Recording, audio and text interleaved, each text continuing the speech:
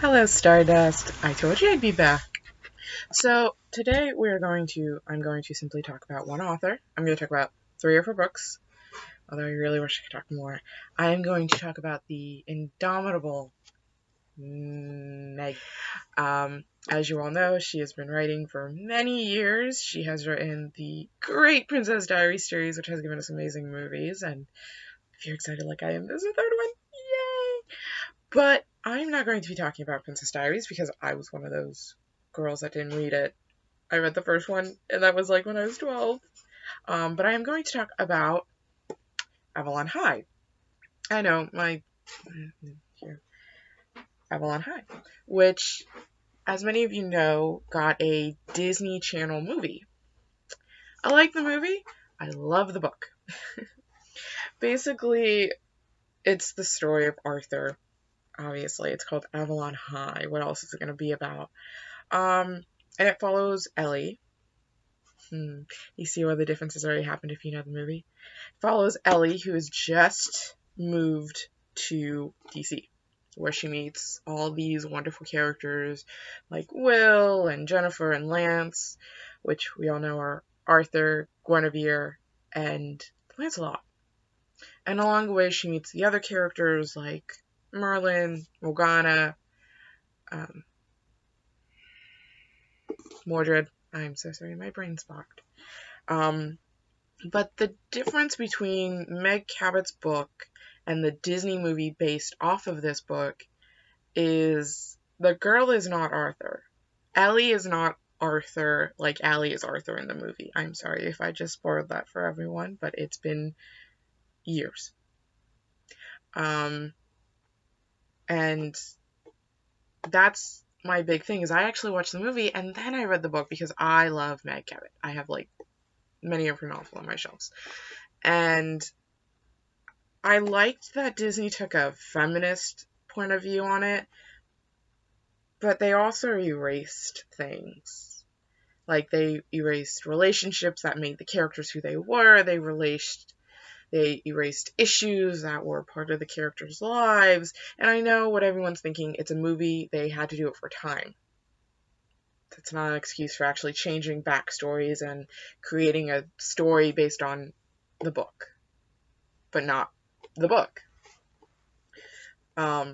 So for those of you who have not read Avalon High, it is a Meg Cabot book, and I'm just going to read the synopsis. Maybe it's not what Ellie wants to be, but if you have to start a new school, Avalon High is typical enough. There's Lance, the jock, Jennifer, the cheerleader, and Will, senior class president, quarterback, and all-around good guy. But not everyone at Avalon High is who they appear to be, not even as Ellie is about to discover herself. As a bizarre drama begins to unfold, Ellie has to wonder, what part does she play in all this? Do the consequences she's piecing together really mean, as in King Arthur's court, that tragedy is fast approaching for her new friends? Say hello to the dog. Ellie doesn't know if she can do anything to stop the coming trouble, but somehow she knows she has to try. I'm going to give big spoiler alert for the book. She's actually Lady of the Lake. Ellie is Lady of the Lake. Will is Arthur. And they, fall in love. They kept that much true. They do fall in love. The story of Arthur does go as told. Jennifer and Lance have a relationship, and it crushes Will, and Ellie is actually the saving grace for him in the book. And if you haven't read this, if you're like 12 to 18 or older, I really suggest doing it. It's a really quick read. It's really small, but it is a really great book, especially if you like Arthurian legends and the retellings of them. The movie is also great, so if you just want something really fun to watch, I'm sure there's a way to find it nowadays. It's been years since they made the movie. It has Greg Sulkin in it, and I cannot remember the female lead. Oops. But it's a really good movie. It has the daughter from Castle in it, if you've ever watched Castle. So yeah, that's Avalon High. So, moving on. The next two books I'm going to talk about are still Meg Cabot, but they are her short series. They're literally just a 2-book series. That is All American Girl and Ready or Not. And these follow Samantha Madison.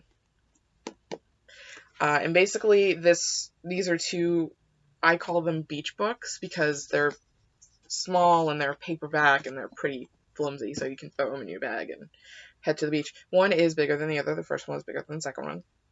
But I'm going to talk about the first one, which is All American Girl. So basically, this follows Samantha Madison, who is in high school. She is an artist, and she's trying to basically find herself. Her older sister is very popular. Her younger sister is super smart, and she's basically the middle child in all this. And she has to find a way to get out of that funk because she is an art student, and that's not valued enough in the world. Well, she does this by saving the president's life. Go figure. It's a really cute read. It has romance in it, but it does focus on the relationship between sisters and being middle child and what that entails for someone who looks nothing like their siblings. It also follows how saving the President of the United States and becoming basically a certified hero. There's the dog tags. A certified hero can change your life forever, including your romantic life. So that's the first one. The second one, Ready or Not, literally is the title. It's Ready or Not. And basically, it's still following Sam. But at this point, she's in a relationship with the president's son. Yeah, president's son. And she's advancing in her art. She's advancing in her craft. You know, she's finally out of the media site as hero. She's now in it as girlfriend. And she gets invited to Camp David. And it basically, I suggest this series for young women who are having a really hard time with themselves, especially those who are the middle daughter of families. Because it'll help you see yourself in a whole new light, and that whatever you're good at, and that's perfectly fine. This one's a little more funny. They're both pretty funny, but this one's more funny because you basically get to see Sam try and figure out if she's really ready to have sex with her boyfriend while they're at Camp David, and you kind of get to see her big sister like give her tips, you know, tell her certain things, you know. Yeah, it gets a little, it doesn't get R-rated, it gets PG-13. R-rated if there was actual sex in it. There is no actual sex in this. It's like one of those, they did it, we skipped over it, and it's done type of scenes, but they do have a small conversation about it, and it's hilarious. This is that average girl's never had a boyfriend and now she does, and she's put in this position, and it's really funny because even I had a nice laugh. I would read this probably again. I probably won't read it again. I've probably read it twice already. But it's really funny because there is actually a moment in her art class where they're doing life drawings. If anyone knows what life drawings is, when you've never seen that in your personal life, it gets really funny and really weird really quickly. And it's a really great book. I honestly suggest all three of these books for daughters for birthdays or holidays. They're great. Meg Cabot is wonderful. I wish I could talk about her all day. I actually have one of her trilogies on my other shelf because I have two bookshelves. I actually have another one of her trilogies that I would suggest for high school girls. And honestly, it's just, she's a great author. I suggest her for anyone because even though I didn't read all her books, she is amazing. All her writing is the same throughout. She advances it with each upping of age. So like, I think Sam is only probably about 15 or 16, so that's where most of her books sit, is 16 years old, since most of her books take place in high school. But it's interesting because she kind of changes her voice, the writing voice, a little bit with the audience she's projecting to. So like, these are fit more for someone who's actually in high school. And the one that's on my shelf is more for someone who is a little bit out of high school, but they're still like in that period of their life where it's like hard to figure things out.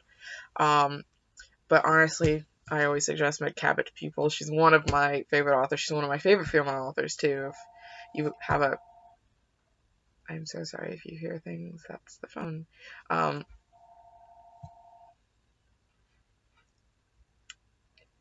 it's one of those great things. She's one of those great authors that if you really want to help someone get into reading, I would suggest either starting with Princess Diaries or Evelyn High because they're safe. There's nothing sexual in them. There's nothing really bad relationshipy in them, and they pick off from a pretty big point.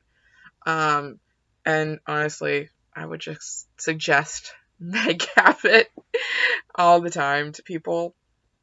Like I talk way too much about my obsession with Meg Cabot books.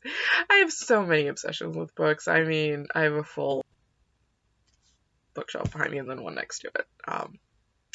But yeah, that is all I've got. I really hope I didn't spoil any of these for you, or if I spoiled them for you, I spoiled them enough that you are more interested in figuring out the whole story, since I did not tell major plot points. I told like little twists that you, if you're smart enough, you figure out on your own as you're reading. Like, I figured out Ellie was who she was very early in Avalon High, and um, Ready or Not and All American Girl are pretty much self-explanatory as you read through them.